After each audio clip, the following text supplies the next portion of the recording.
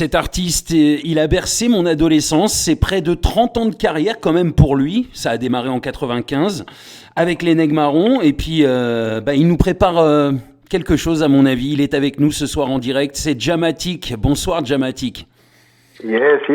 Bonsoir à vous, bonsoir à tous les auditeurs, bonsoir à Web Adofen Radio et bonsoir à toi Seb. Good vibes. Bienvenue dans la Seb Session Jamatic. C'est un honneur de te recevoir. Franchement, merci, c'est cool. Grosse figure du reggae français.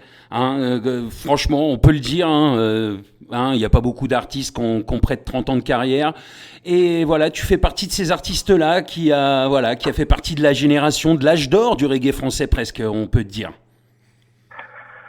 Ouais, j'aurais pas la prétention d'aller jusque là, mais comme tu l'as dit toi-même, ça va faire un petit moment qu'on est sur la route. Ça fait un petit moment qu'on fait les choses. Et puis, ouais, voilà, un mec qui est là depuis un moment, même s'il y avait des artistes qui étaient là avant moi, qui ont ouvert le chemin, qui ont ouvert la voie, ben voilà, tout simplement. Alors, on va démarrer du début, t'es né en Martinique, Oui, moi je suis né en Martinique. Et t'es arrivé en métropole à quel moment? Je sais que t'as été du côté du Val d'Oise, de Garges-les-Gonesse. Ouais, Garges-les-Gonesse. Oui. Moi je suis né aux Antilles, je suis né en Martinique. Et puis depuis tout petit j'ai vécu en France, à Garches-Sarcelles. Et puis chaque année, tu connais l'histoire des Antillais. Il y avait l'histoire des congés bonifiés, des trucs comme ça. Donc ce qui me permettait d'aller en Martinique tous les ans. Yeah. Voilà, ma mère faisait tous les ans et donc j'ai mon rapport avec la Martinique, mais j'ai grandi effectivement dans 95 à Garches-Sarcelles. Donc ta carrière a commencé en 1995. Tu peux nous raconter un petit peu qu'est-ce qui t'a donné envie déjà de faire du son? Est-ce que c'est les rencontres? Est-ce que c'est toi? Parce que en plus t'as une voix quand même incroyable, faut le dire. Une voix qu'on peut pas, voilà. Et on te reconnaît tout de suite, voilà. Merci. Comment ça a commencé cette histoire de musique? Comme je viens de te le dire, moi j'allais tous les ans aux Antilles en Martinique. Et il faut savoir qu'en Martinique, il y a des frères comme Skunky du groupe Metal Sound, des frères comme Guy MC du groupe Metal Sound et des frères comme MC Yannick qui étaient là-bas, qui, comme je te dis tout à l'heure, qui sont des pionniers, qui étaient là bien avant moi. Et puis je voyais ces frères-là chanter, je voyais ces frères-là faire des sound systems chez moi au Vauclin, un peu partout, et puis ça m'a donné envie. Et puis un jour j'ai pris mon stylo et puis je m'y suis mis. Et puis voilà. Et puis après, il y avait, comme je t'ai dit, j'ai grandi aussi à Garges. Il y avait les deux acolytes, Jackie et Benji, eux aussi, qui étaient déjà dedans depuis bien avant moi. Et puis on s'est rejoints pour pouvoir monter le groupe Nègres Marrons. Et puis voilà. Voilà comment ça s'est fait, voilà comment je suis rentré dedans. Donc en 97, vous sortez l'album Nerucaz Nègre, certifié disque d'or, qui a cartonné.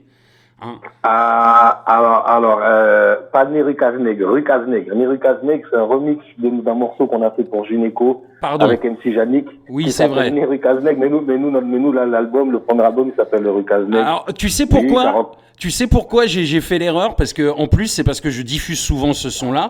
Oui, mais t'es pas le seul. Et voilà. T'inquiète pas, t'es pas le seul. Mais l'un dans l'autre, de toute façon, ça vient du même endroit, donc voilà, il n'y a pas de souci. Voilà, c'était le secteur A à l'époque, tu en faisais partie aussi. Voilà, exactement. Et cet album, Rucaz Nègre, donc qui a cartonné avec des sons incontournables qui font partie maintenant de la, voilà, même on peut dire, le hip-hop, le reggae se rejoignait énormément à cette époque-là, et cet album, il est classé hip-hop reggae. Oui, on peut dire ça comme ça. Bon, moi, c'est plus ça. Moi, tu sais, je suis un rootsman, je suis toujours dans ma vision de reggae, mais effectivement, à l'époque, il y a Jackie et Benji qui aimaient quand même assez un peu le hip-hop, qu'ils avaient quand même un flow un petit peu assez hip-hop malgré tout. Et puis, comme tu le sais, on était entouré de frères du rap, quoi, à savoir les ministères Hammer qui viennent de chez nous, Garches-Sarcelles, il y avait Arsenic qui venait de Ville-Belge, Gynéco. Et voilà, quoi, ce qui fait que l'univers du hip-hop, il était proche de nous aussi, Puis, donc, on essayait d'allier les deux. Yeah. D'allier les deux, mais effectivement, il y a une grosse tendance un peu hip-hop, un peu en nous. Yeah. Et quel souvenir t'as de cette époque-là, du secteur A, tout ça? Qu'est-ce que tu pourrais quel plus beau souvenir tu as de cette époque-là? Ah, alors le plus beau souvenir là dans l'immédiat, j'ai rien qui me vient. Peut-être les concerts à l'Olympia. Yeah. Parce que c'était quelque chose qui s'était jamais fait, hein, tu vois, des petits négros de banlieue qui arrivent à l'Olympia dans une salle où d'habitude on entend Johnny, on entend Edith Piaf, Yeah. on entend les grosses pointures de la chanson française, voir des petits mecs avec les têtes grainées comme ça arriver à l'Olympia, c'est pas comme maintenant où tout le monde fait un Olympia, tout le monde fait un Bercy, tu vois, donc c'était assez marquant. Et puis pas mal de petits trucs, des enregistrements avec les frères, des scènes, des fous rires avec toute l'équipe du secteur A. Il y a pas mal de choses, mais j'ai pas quelque chose De spécial, de de particulier. spécial de particulier qui me vient à l'esprit comme ça, à part peut-être l'histoire aussi peut-être la première partie de Fujis à Bercy. Voilà, la Oui, première partie de Fujis à Bercy. Voilà. les Fujis à Bercy, vous aviez fait la première partie, donc à l'époque, c'était... Ah oui, ça devait être lourd. Oui, voilà, ça devait être lourd. Et puis on rencontre Wyclef Jean, justement, et puis qui est haïtien, et puis qui parle créole. Donc du coup, moi, je parle créole avec lui. On le rencontre, on était sur le même label. Yeah. Je lui demande de mettre un t-shirt nègre marron sur scène, parce qu'on avait des t-shirts nègre marron promotionnels sur scène, et puis il accepte, il rentre sur scène, il look son trois quarts, et puis tu le vois avec un t-shirt nègre marron en plein Bercy. Ouais, ça, c'est un truc assez fort. Ah ouais, Voilà. c'est un beau souvenir, ça. Ouais, ça, on le sent Voilà, tu quand vois, tu il le me revient racontes. quand tu me demandes. Ça me revient quand tu me poses la question. Voilà. Et d'ailleurs, il en est sorti un album, Le Secteur A, à l'Olympia en 98. Hein. Ouais, double album live des concerts, ouais. Qui a pas mal marché d'ailleurs. Et donc en 99, tu décides de quitter le groupe et tu te lances dans une carrière solo. On peut dire ça comme ça, mais c'est pas vraiment. Je décide pas spécialement de quitter le groupe. Bon, ben D'accord. un jour les vraies versions elles sortiront, mais j'ai pas décidé de quitter le groupe pour quitter le groupe. Tu sais, on était un petit peu fougueux, on avait un petit peu chacun notre truc en tête, et puis c'était pas facile d'accorder tout ça au vu de nos D'accord. caractères.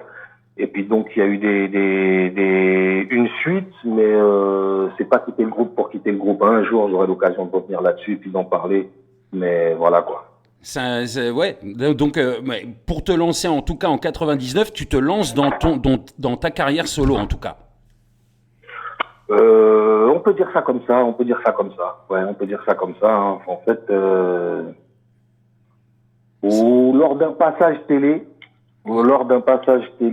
à Taratata avec le Negmaron justement, on a le producteur de Sony qui s'appelle Philippe Desjardins qui me propose d'enregistrer une compilation de reggae, parce que lui quelqu'un qui aimait les Antilles, il me propose d'enregistrer une compilation de reggae, puis je lui dis ok. Lui s'attendait à ce que je lui fasse une compilation de pur reggae antillais, puis il était agréablement surpris quand il voit le casting, le listing de la compile, et puis on décide de lancer ça. Mais à l'époque où je fais Diamati Connection, il n'est pas spécialement question de carrière solo. Hein. Il n'est pas D'accord. question de carrière. Il n'est pas D'accord. question de carrière solo, c'est juste une escapade, tu vois, les nègres marrons, les nègres marrons, Jacques et Benji, ils étaient sur première classe.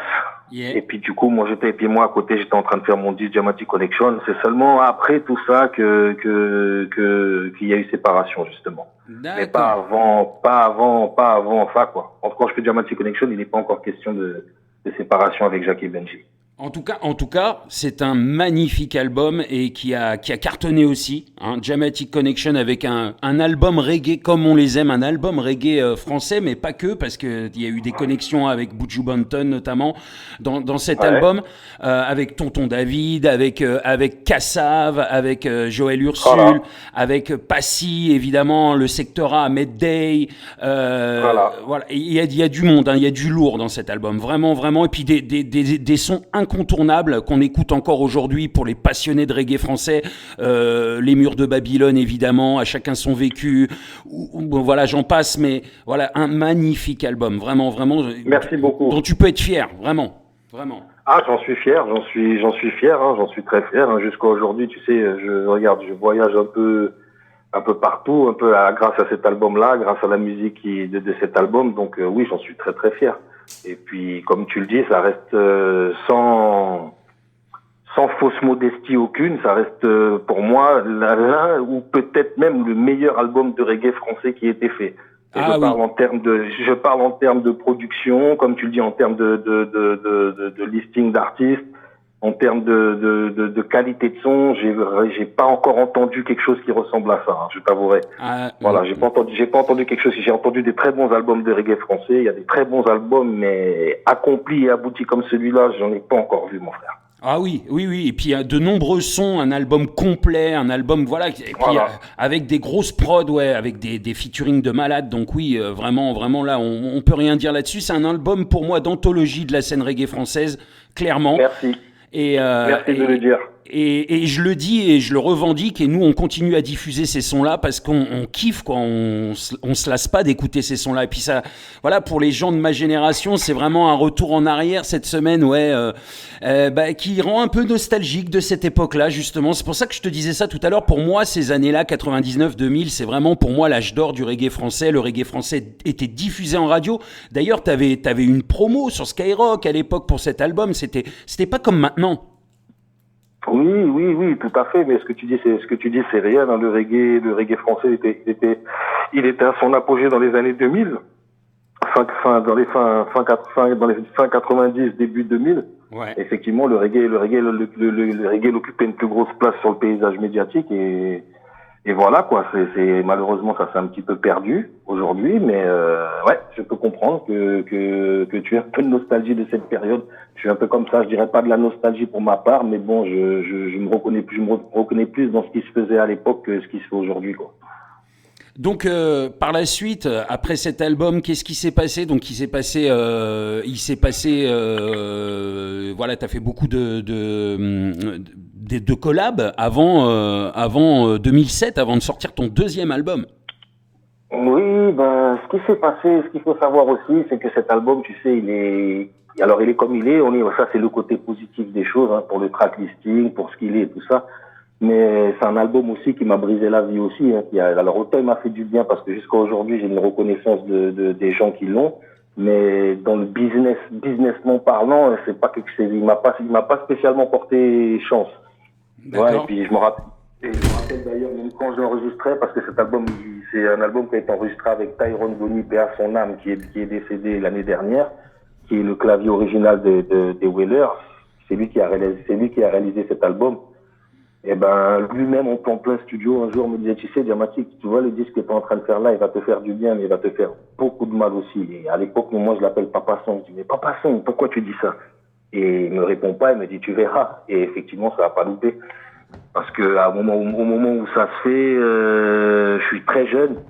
Tu vois, il y a beaucoup de mecs qui sont en place, qui étaient en place bien avant. Et ça fait pas plaisir à tout le monde de voir qu'il y a des petits jeunes, un petit jeune qui sort de nulle part, il arrive à caler Boudjou, à caler Tonton David, à caler Kassav, à caler Steel Pulse, à caler tous ces mecs-là sur un seul album.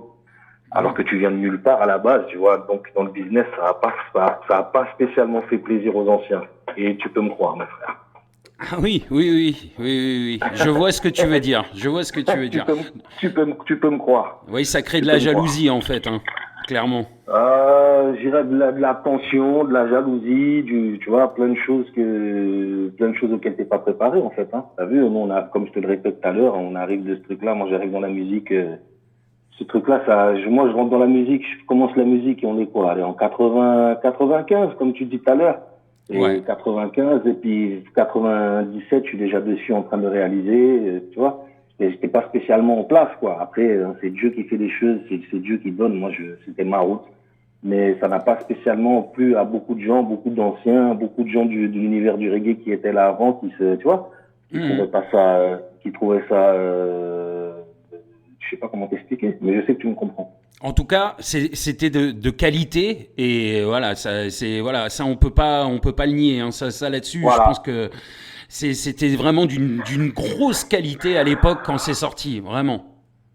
Oui, il y a eu les moyens derrière. Il y avait Sony Music qui était derrière, il y a eu les moyens. Il y avait une superbe équipe de musiciens et un super ingénieur du son, des super artistes. Tu sais, quand t'as des bons ingrédients, faut vraiment être un mauvais cuisinier pour faire un mauvais plat.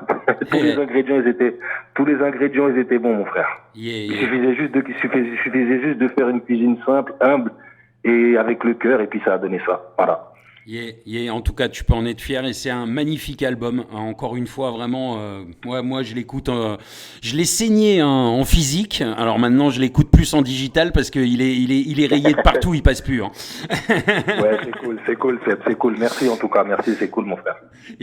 Bah, ça vient du cœur en tout cas. Hein. Merci beaucoup. Voilà. Donc moi, ce que j'aimerais savoir, c'est voilà ce qui s'est passé après. Donc dans la continuité, la séparation, donc évidemment, elle est actée après, donc et en 2007, il y a un deuxième album qui sort quand même,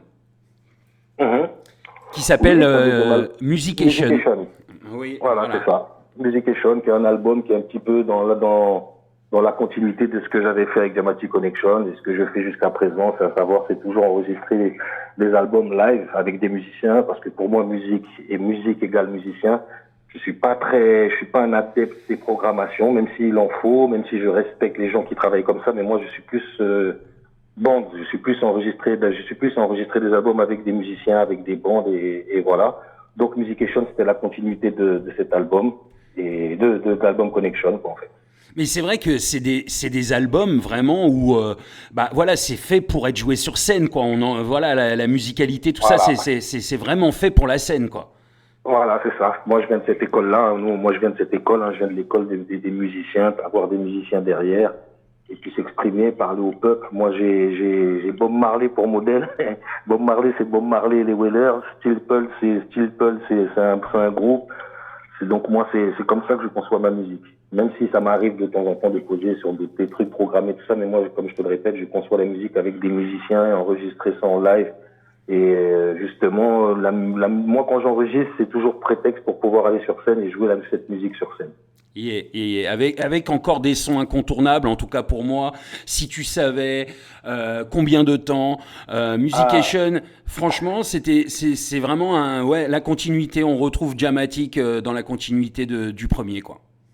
Voilà, c'est ça, c'est exactement ça. Sans les featuring, bon, on a rajouté un petit peu deux, trois morceaux programmé pour être un petit peu dans la tendance de ce qui se faisait un petit peu aussi, pour s'élargir un petit peu, pas être trop sectaire, mais dans la continuité, quelques sons dancehall aussi, hein. Tu t'es un peu plus dancehall aussi. Oui, c'est ça. C'est ça, fallait ouvrir un petit peu le truc. Et puis tu dis, si tu savais, et d'ailleurs, tu sais jusqu'à aujourd'hui, si tu savais qu'il est mon morceau préféré, mon morceau à moi préféré.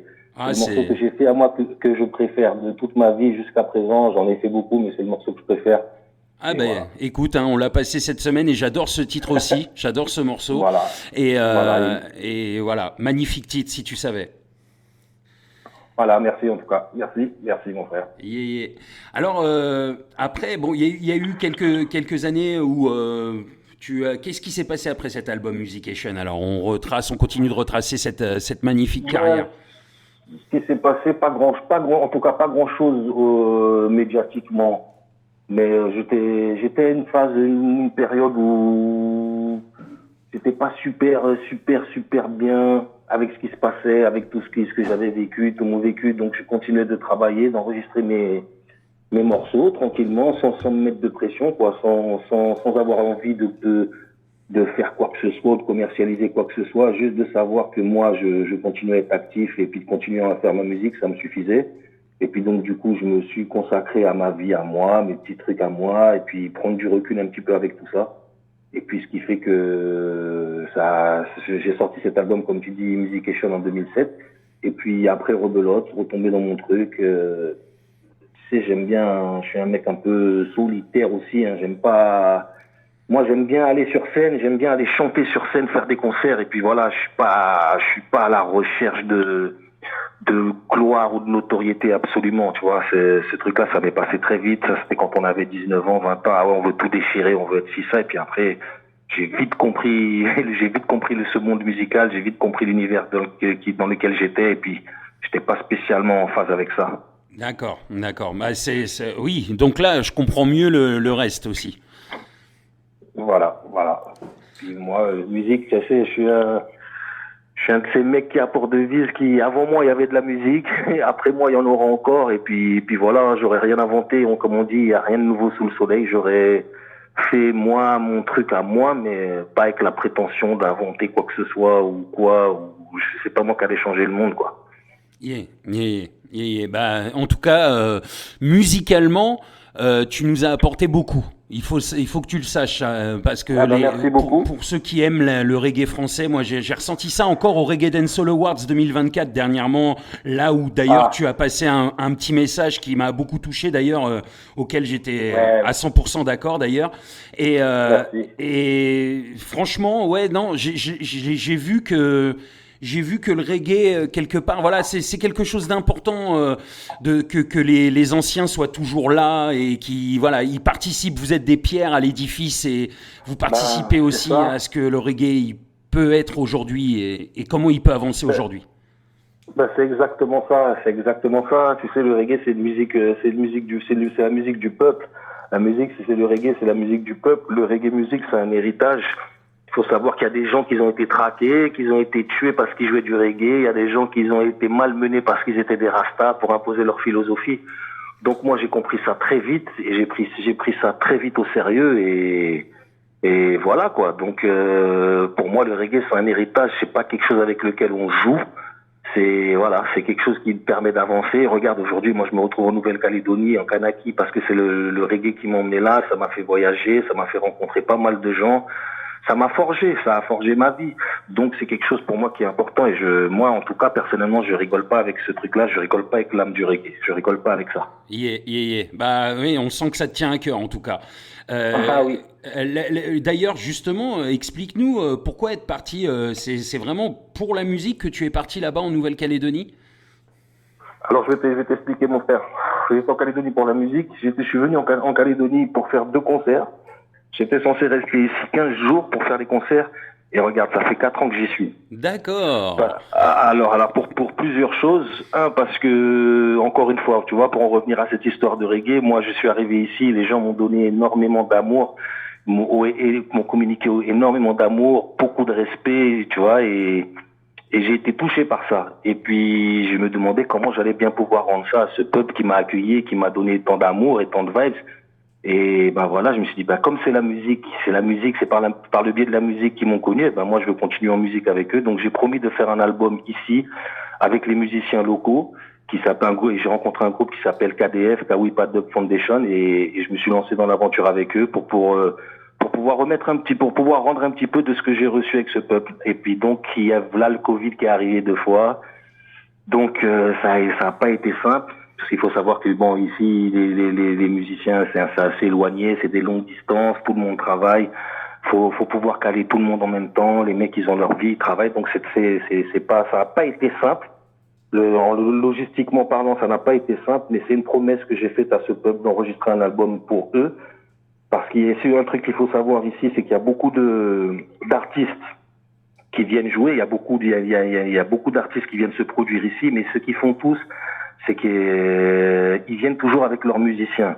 Tu vois ce que je veux dire? Ils viennent toujours avec leurs musiciens dans le pays, mais que dans le pays, il y a pas mal de musiciens qui sont tout aussi forts, tout aussi valeureux que ceux qu'on retrouve en France. Et puis c'est une manière pour moi de les exposer eux et de les mettre en avant eux et de montrer, voilà, en Kanaki, en Nouvelle-Calédonie aussi, il y a du reggae, il y a des artistes, il y a beaucoup de musiciens. Et puis c'est une manière aussi pour moi de leur faire prendre conscience qu'ils sont capables de faire les choses, qu'un mec comme moi peut venir de loin avec le petit parcours que j'ai et s'arrêter ici avec eux et puis trouver la qualité et puis faire quelque chose. Voilà le truc, et c'est beaucoup de sacrifices, mon frère, tu peux me croire. Je veux bien te croire, C'est beaucoup de sacrifices. C'est comme j'ai donné ma parole, tu sais, ici c'est une terre de parole. Quand tu dis quelque chose ici, il faut le faire. Voilà. Alors, donc je l'ai dit, je l'ai annoncé. Ça m'a pris le temps que ça m'a pris, mais je l'ai fait. D'accord, voilà. Ouais, très bien. Alors, je voudrais revenir un petit peu en arrière parce qu'on a sauté quand même ce chapitre en 2017 puisque tu as fondé le groupe Lion Business Band cette année-là. Voilà, exactement. Donc, vas-y, je t'écoute. Non, vas-y. Justement, je te laisse nous raconter un petit peu le Lion Business Band, c'est purement ce que je t'ai expliqué tout à l'heure. Moi, je conçois pas la musique sans musicien. J'adore les sound systems, j'adore aller en sound system, voir les performances des mecs, voir l'atmosphère qui se dégage en sound system. Mais moi, je suis plus un mec des concerts. J'aime plus savoir. Mais moi, je suis, malgré ce qu'on pourrait croire, moi, je suis un mec assez réservé. Je suis un mec assez timide. Et j'aime bien avoir les musiciens avec moi. Moi, je me sens mieux quand j'ai des musiciens avec moi, quand j'ai mes potes, mes musiciens derrière moi. Donc, on ne m'entendait pas, comme je te le disais tout à l'heure, parce que j'étais dans mes trucs et je ne voulais pas faire cette partie de chanter avec des DJ, des selectas derrière moi. Donc, j'ai levé mes manches et puis je me suis fabriqué une équipe de musiciens à Paris, et dont le Lion Business Band. Et puis, on a monté un groupe et puis ça commençait à se passer très, très bien. D'ailleurs, on avait commencé à travailler pas mal de choses. On commençait les scènes, on commençait à faire le truc, quoi, à voir le jour. Mais malheureusement, et peut-être heureusement, j'ai dû faire ce voyage ici. Et comme je t'ai dit, ça m'a coûté ce que ça m'a coûté, quoi. C'est comme je te disais, c'est beaucoup de sacrifices. Il y a celui-ci aussi dedans. D'accord.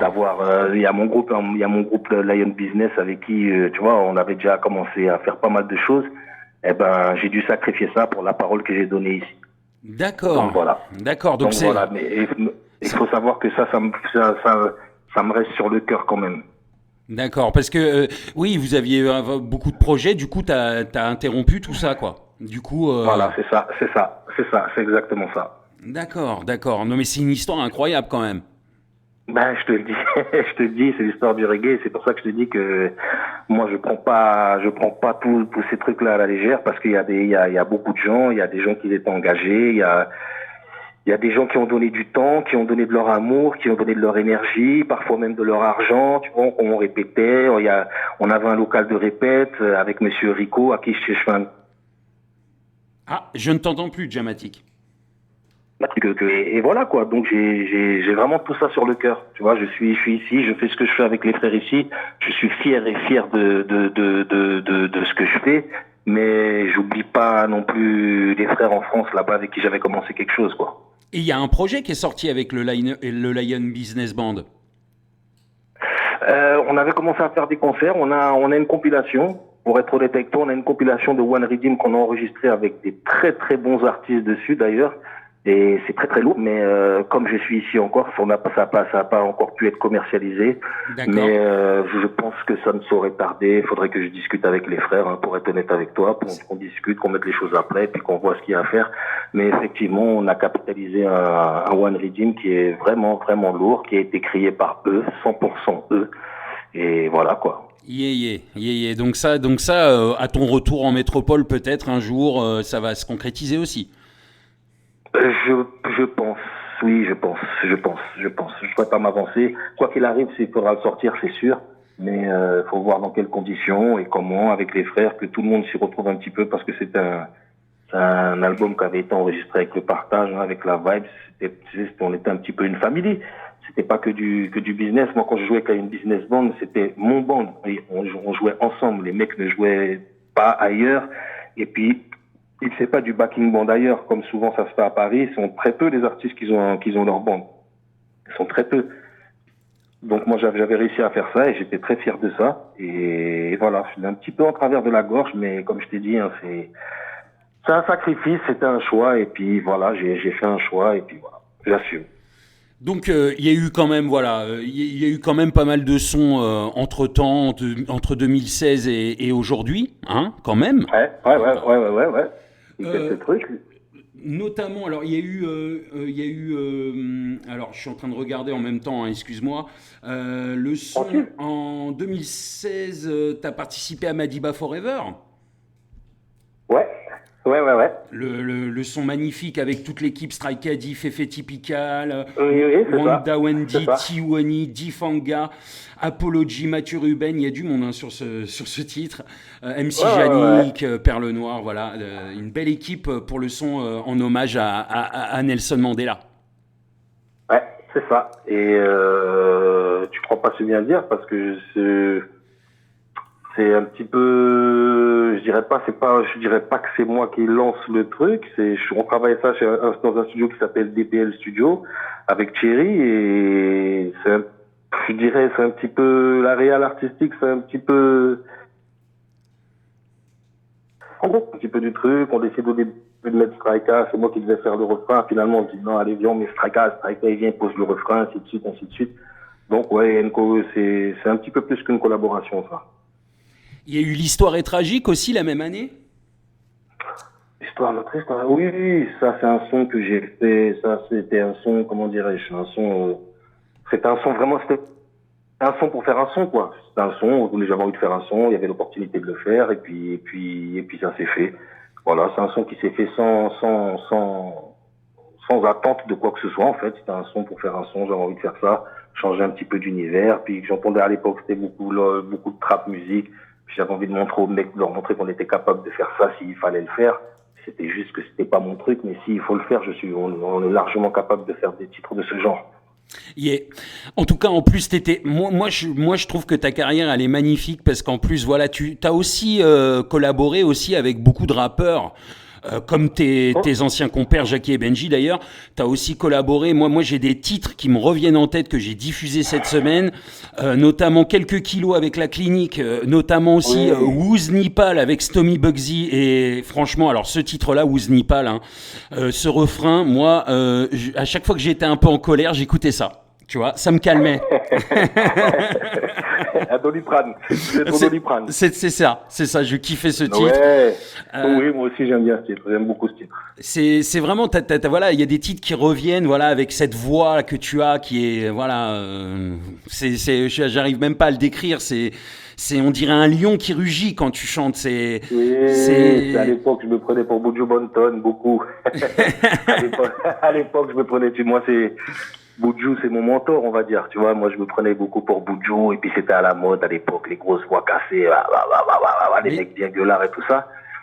Et puis voilà, quoi. Mais c'est un timbre de voix que tu as, c'est magnifique, je trouve, hein, franchement. Ben, merci, mon frère, merci, c'est gentil. Et vraiment, c'est voilà, indétrônable, Jamatic, indétrônable, de toute façon, quoi qu'il arrive. Je me classerais pas comme indétrônable, mais je me classerais plutôt comme différent. Voilà, je suis ce que je suis moi. Je pense pas que je ressemble à beaucoup de gens sur la scène du reggae français. Je pense que j'ai ma griffe à moi.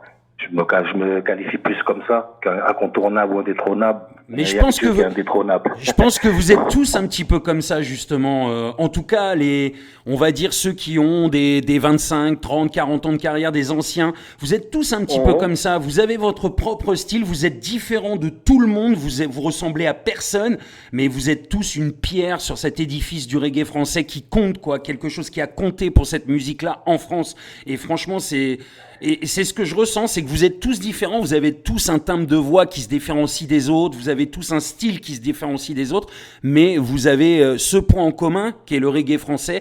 Et justement, comment tu trouves qu'il a évolué le reggae français maintenant? Qu'est-ce que t'en penses? La première partie de ce que tu dis, oui, comme on avait tous une identité, parce qu'à l'époque, tu sais, ça arrivait. Fallait marquer le coup, fallait marquer sa différence, fallait s'appliquer dans l'écriture, fallait trouver des concepts de morceaux, fallait avoir des choses à dire, fallait chercher les meilleurs prods. Tu sais, il y avait tout cet engouement-là. Donc, ce qui fait il y avait toujours de la qualité. Tu sais, il y avait d'autres équipes, tu les regardais, tu disais, ah non, les mecs, ils viennent de sortir un truc là, leur truc, il est lourd, faut qu'on fasse plus lourd. Eh, putain, il y a lui qui arrive.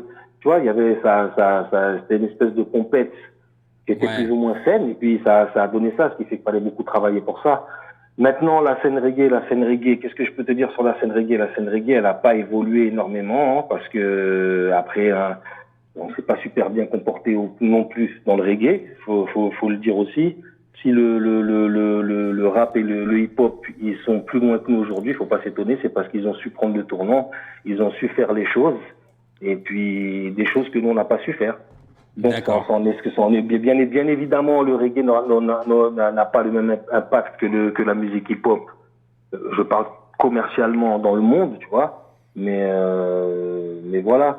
Et aujourd'hui le reggae, qu'est-ce que je pourrais te dire? Il y a des très bonnes choses, mais comme tu le dis, effectivement, moi en ce qui me concerne, les très bonnes choses que je vois, ça vient souvent des anciens, quoi.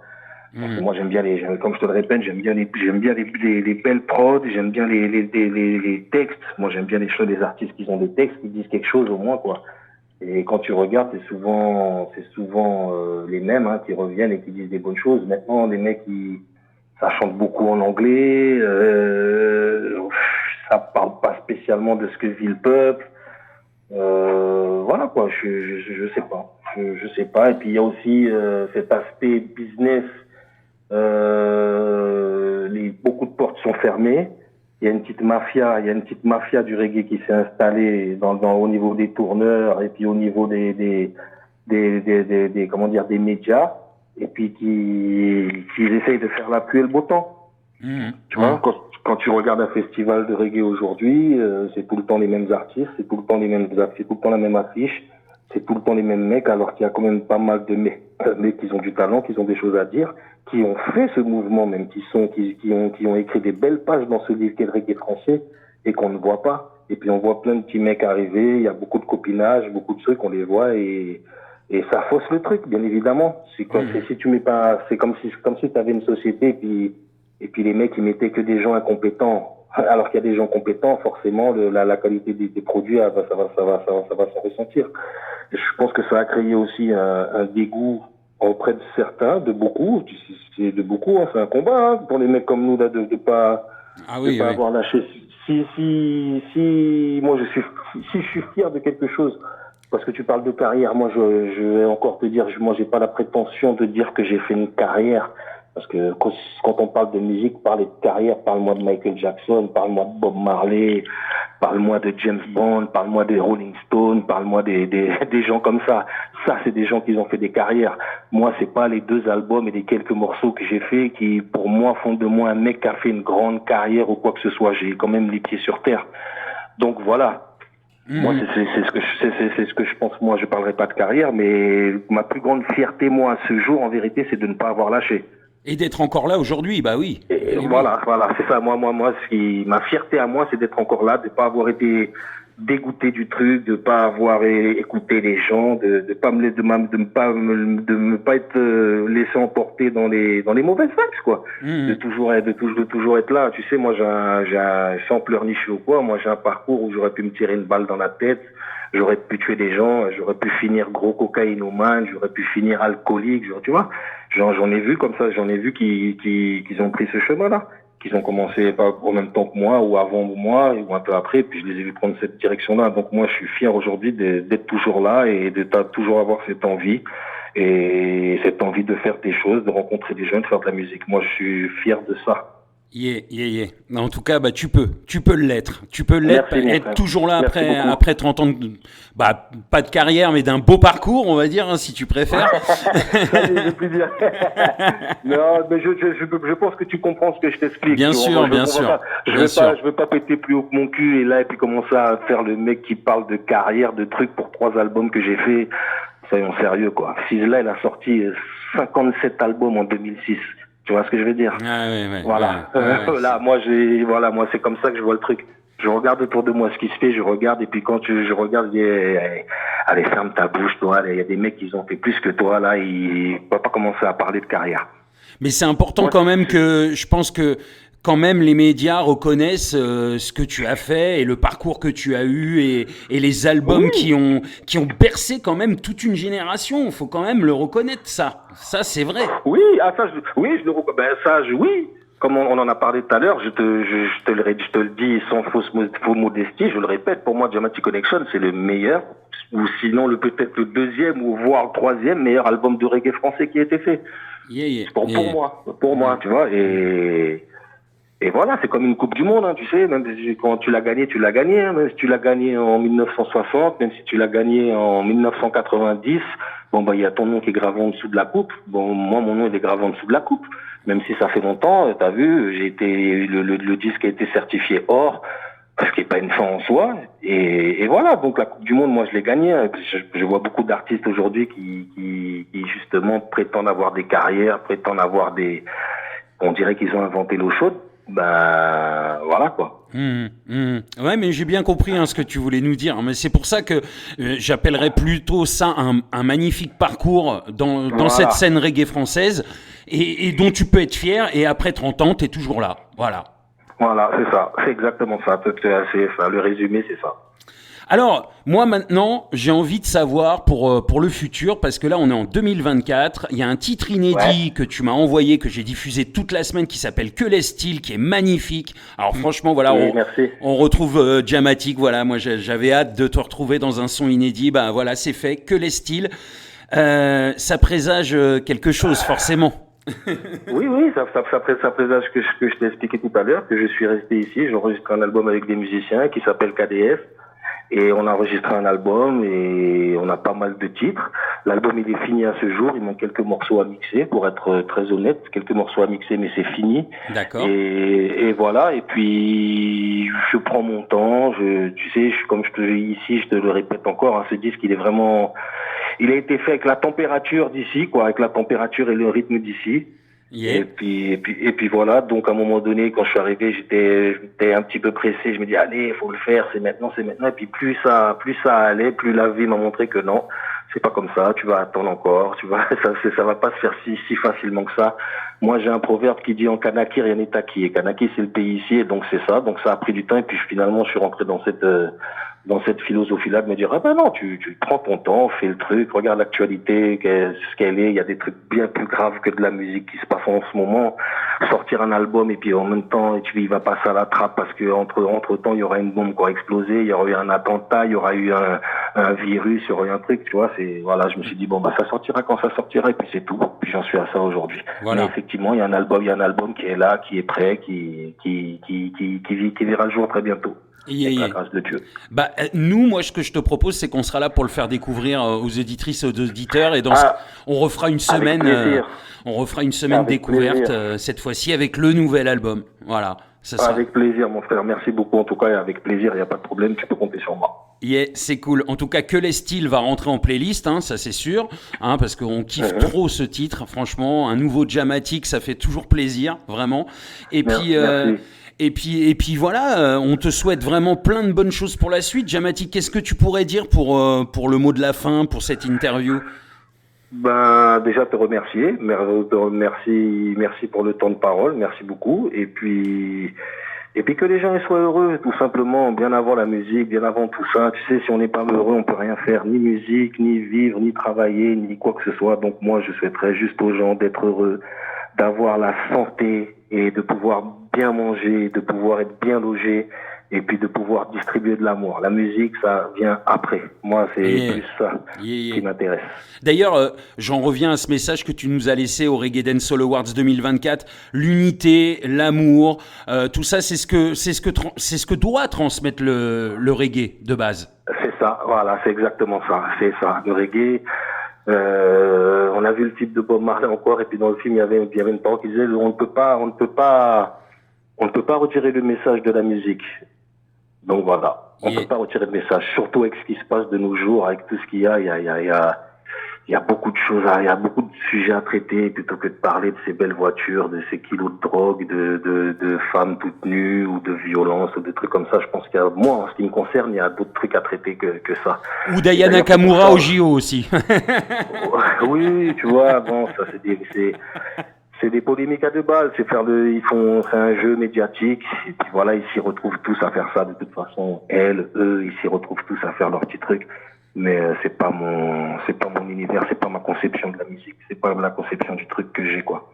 Et c'est un petit peu aussi le message de ton dernier titre, hein, que reste-t-il au peuple, quoi? Ben c'est ça, hein, tu sais, c'est un message éternel, hein, que reste-t-il au peuple, hein, on est toujours dirigé par des gens mal intentionnés, des gens qui n'ont pas d'amour pour nous, qui n'ont pas d'amour pour l'humanité, ils proposent jamais de solution. Donc c'est le message éternel, hein, tant que ça bougera pas. Comme c'est pas prêt de bouger, ben, le message il restera le même. Hein. Tu sais, quand t'écoutes que les styles que moi je viens de sortir là et que t'écoutes Lève-toi, bats-toi des Nègres Marrons, c'est à peu près la même chose. C'est dit d'une autre manière, mais la finalité est la même, quoi. C'est toujours aller de l'avant, toujours se battre pour des jours meilleurs, quoi. Et c'est toujours les mêmes messages depuis 30 ans, en fait, finalement, que vous faites passer dans vos sons. C'est ça, ben parce que depuis 30 ans, on vit exactement la même chose. Est-ce que tu as l'impression que ça a changé, ça a évolué? En tout cas, pas en bien. Dans le négatif, oui, mais pas dans le positif. Voilà. En tout cas, pas en bien. Donc voilà, et puis donc justement, c'est ce que je pense, c'est que maintenant que le reggae il doit jouer son jeu, mais tu te doutes bien que c'est pas ce qu'ils veulent. Eux veulent la violence, eux veulent la criminalité, eux veulent la décadence, eux veulent ça, et c'est pas ce qu'on prône. Alors donc forcément, c'est plus compliqué pour des mecs comme moi ou d'autres qui viennent avec un message d'être diffusés ou de faire la une, quoi. Par contre, tu sais, tu vois, j'ai fait le morceau Quel est style, t'as vu, bon, il est ce qu'il est. Ben, je te garantis que demain, je me mets à faire un morceau. Oui, les jeunes, faut prendre des flingues, faut nanani, nanana. Eh ben, je peux te dire que tu l'entendras bien plus que de morceaux à message. Ça, oui. Faire le violon, faire le guignol, égarer les sœurs dans les morceaux, ça, oui, ça, ils aiment bien. Si je me mettais à faire des morceaux comme ça, oui, je peux te garantir qu'ils les diffuseraient. Ouais. Et ben nous, on va continuer à diffuser le love et le reggae music et on va continuer à laisser tous ces messages passer parce que nous, on continue, c'est important Voilà. Et j'espère que vous bougerez pas.